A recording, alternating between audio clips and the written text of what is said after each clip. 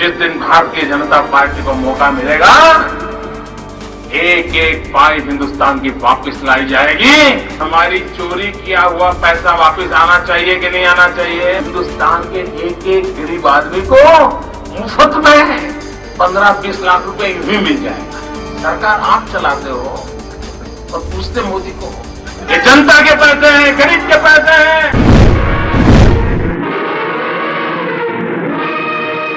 नमस्कार, मैं हूं प्रज्ञा मिश्रा और आप देख रहे हैं प्रज्ञा का पन्ना। काला धन ना हो गया, चूचू का मुरब्बा हो गया। 7 साल से ला रहे हैं लेकिन ला नहीं पा रहे हैं। मोदी जी की सरकार भारत का काला धन विदेशों से लाने का दावा कर रही थी। लाना तो दूर, काला धन नित्य नए नए कीर्तिमान बना रहा है। काला धन का नाम सुनते ही लाल हो जाने वाली मोदी जी की सरकार में काले धन ने पिछले 13 सालों का रिकॉर्ड तोड़ दिया है। मोदी जी की सरकार में सबसे ज्यादा काला धन विदेशों में जमा हुआ है। दोस्तों, स्विस बैंक की रिपोर्ट कह रही है कि साल 2020 में 212% ज्यादा काला धन उनकी बैंकों में जमा हुआ है। भारत का पैसा विदेशों में कैसे जमा हो जाता है? मोदी सरकार में विदेशों में काला धन क्यों बढ़ गया? आज आपको सब कुछ बताएंगे। लेकिन मोदी जी का 2014 का प्रवचन सुनिए, कोई भी मोहित हो जाए। ये हमारी चोरी किया हुआ पैसा वापस आना चाहिए कि नहीं आना चाहिए? ये काला धन वापस आना चाहिए। ये चोर लुटेरों से एक एक रुपया वापस लेना चाहिए। इस रुपयों पर जनता का अधिकार है कि नहीं है? ये रुपया जनता के काम आना चाहिए। काला धन खोजने के चक्कर में मोदी जी ने पूरे देश को लाइन में लगा दिया। पूरा पहाड़ खोदकर बर्बाद कर दिया, लेकिन एक भी काला चूहा नहीं पकड़ पाए।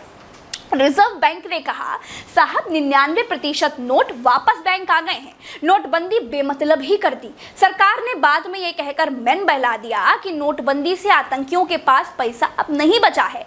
अब आतंकवादियों का बटुआ कौन चेक करता? सरकार ने जो कहा वो मानना जरूरी और मजबूरी दोनों है। जब से ये खबर आई है कि मोदी सरकार में विदेशों में जमा होने वाले काले धन ने पिछले 13 सालों का रिकॉर्ड तोड़ दिया है, तब से देश कह रहा है कि अरे बाप रे बाप, तकलीफ तो सर में थी और मोदी जी ने टांग में ट्यूमर बताकर ऑपरेशन कर डाला। मोदी जी 2014 में काला धन वापस लाने के लिए बड़े उत्सुक थे। हर भारतवासी का हिस्सा बांट दिया था। नहीं, सुनिए, बोर मत होइए, वीडियो अभी शुरू हुआ है। ये जो चोर लुटेरों के पैसे विदेशी बैंकों में जमा है ना, उतने भी हम रुपये ले आए ना, तो भी हिंदुस्तान के एक एक गरीब आदमी को मुफ्त में 15-20 लाख रुपए यूं ही मिल जाएगा। 15-20 लाख रुपए यूं ही मिल जाएगा। कितने रुपये? भारत के बाहर स्विस बैंकों में भारतीयों का 20,700 करोड़ रुपया जमा है।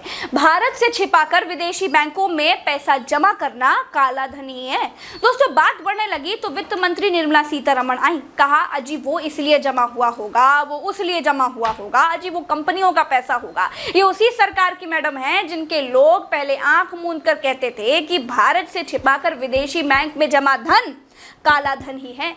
मैडम को भी ठीक से कुछ मालूम नहीं है, सिर्फ अंदाजा मार रही हैं। तो अब भी यही मानना होगा कि भारत से छिपाकर विदेशी बैंकों में जो धन जमा हुआ है वो काला ही है।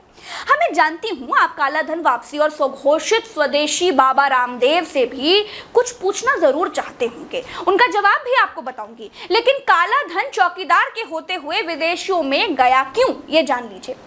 मैंने जिन अर्थशास्त्रियों से बात की है उनके मुताबिक भारत की अर्थव्यवस्था मोदी सरकार में सुरक्षित नहीं रही। बड़े बड़े उद्योगों के शटर डाउन हो गए, बड़े बड़े सरकारी उपक्रम बिक गए, बड़े बड़े कारोबारी भारत छोड़कर भाग गए।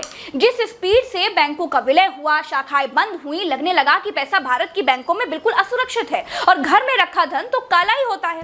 इसीलिए विदेशी बैंकों को भारत के बड़े उद्योगपतियों ने अपना सुरक्षित ठिकाना समझा और यही कारण है विदेशी बैंकों में भारत की मुद्रा ने पिछले 13 सालों के सारे रिकॉर्ड तोड़ दिए हैं। लेकिन जो धन भारत के विकास में लगाया जा सकता है वो विदेशी बैंकों में पड़ा है तो काला धन ही है, इसमें कोई डाउट नहीं होना चाहिए। रामदेव बताते थे कि बीजेपी ही काला धन विदेश से वापस ला सकती है, वो ही एकमात्र विकल्प है। आज यदि काला धन ना जमा होता पिछले 65 वर्षों में ही तो हमारी अर्थव्यवस्था 10 गुनी होती, हमारा निर्यात 10 गुना होता और प्रति व्यक्ति के पास आज से 10 गुना ज्यादा संपत्ति होती। अब रामदेव से पूछा गया कि बाबा जी, आपने जो सरकार बनवाई है उसमें तो काले धन ने 13 सालों का रिकॉर्ड तोड़ दिया है, कैसे हो गया ये सब? बाबा बोले कि काला धन भी बड़ा है और काले मन भी बड़े हैं। मोदी जी ने काले धन के उपाय किए, लेकिन अभी भी काले धन के चोर बेईमान बाज नहीं आ रहे हैं। सुना, बाबा अब दूध पीते बबुआ बन गए हैं। दोस्तों, मेरी वेबसाइट पर मेरे आर्टिकल जरूर पढ़िए, वेबसाइट की नोटिफिकेशन को ओके जरूर करिए, मुझे ट्विटर पर फॉलो जरूर करिए। अब चलते हैं, राम राम, दुआ सलाम, जय हिंद।